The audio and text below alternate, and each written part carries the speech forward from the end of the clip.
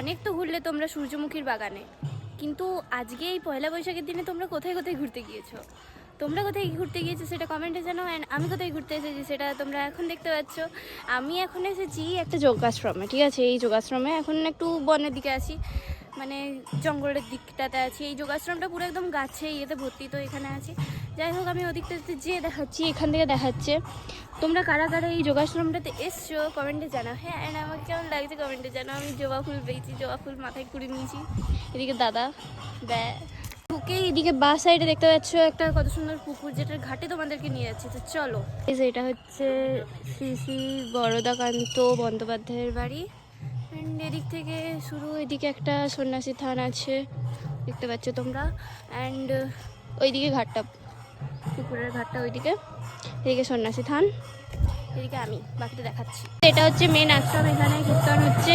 And এটা আমি বলতে পারছি না কি, বাট কিছু একটা বটে, যোগ্য কিছু একটা হয়। হচ্ছে ঘাটটা, গাইজ এখানে মানুষজন বসে আছে।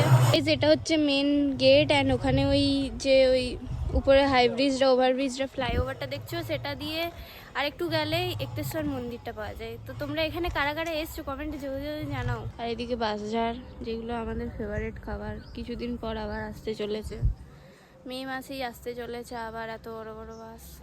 গাইজ আমরা খেতে বসেছি, ঠিক আছে? আমরা সেকেন্ড ব্যাচে বসেছি।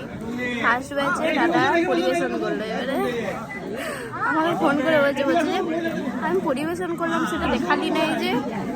আমি বলছি সেটা দেখাতে হবে, কিন্তু সেবা করছি সেটা পরিবেশন করবে, সেটা দেখাবো, দাঁড়াও। গাইজ ভাত, পাট শাক, পনির দিয়েছিল। এই যে পনিরটা এখানে ছিল, পাট শাক আর পনিরটা সব মিক্স হয়ে গেছে। ভালো লাগে, ক্যাটারারগুলো ভালো লাগে।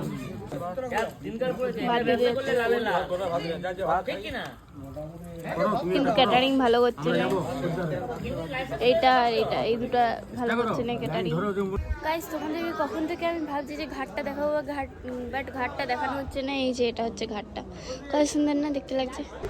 তো গাইজ আমি তোমাদেরকে পুরো মেনুটা দেখাতে পারিনি, বাট মেনুতে ছিল ভাত, ডাল ছিল না, সরি, ভাত, শুক্তো, তারপর পোলাও, তারপর ছিল এই শাক, পাট শাক, আর ইয়ে ছিল, আলু পোস্ত ছিল, আর দই, মিষ্টি অ্যান্ড চাটনি ছিল। ব্যাস খতম। এখন আমার দাদারা খেতে বসেছে, ওই যে ঠান্ডা ঢেকেছিল। এবারে ওদের খাওয়া হলে এবারে আমরা বাড়ি যেতে পারবো। গাইজ এই ছিল আমার পয়লা বৈশাখের অনুষ্ঠান বা প্ল্যান, যাই বলো। যাই হোক, আজকে তাহলে এখানেই রাখলাম, দেখা হবে নেক্সট ব্লগে। এখন টাটা। আর তোমাদের পয়লা বৈশাখ কেমন কাটলো সেটা কমেন্টে জানিও।